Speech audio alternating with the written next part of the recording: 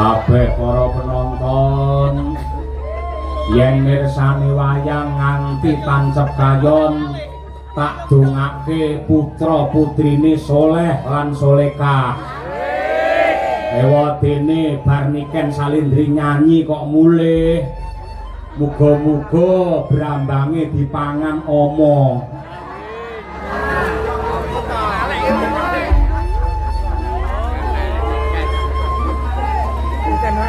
Ya.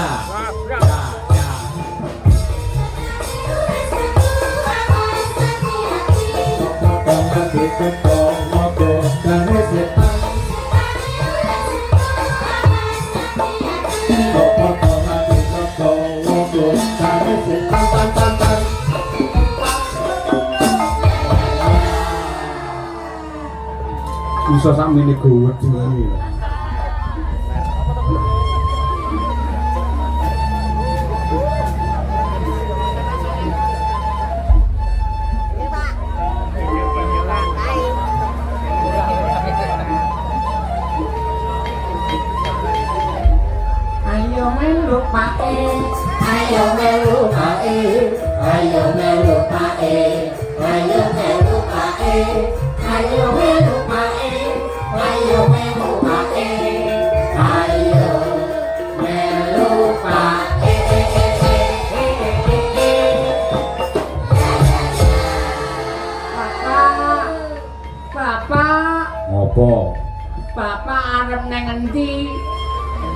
Kowe rasah melu aku.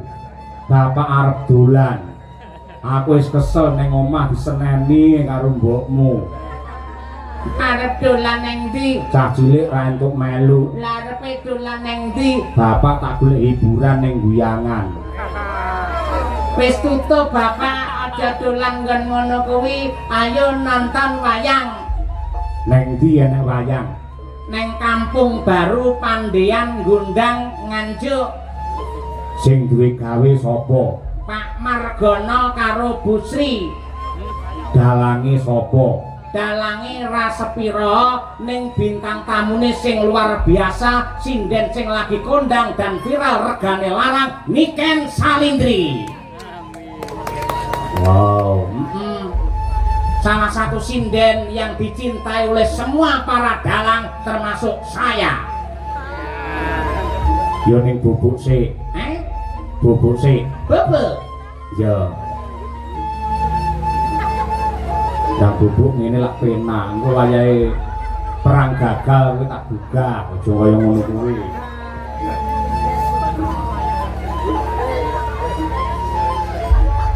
Bapak. Ngopo?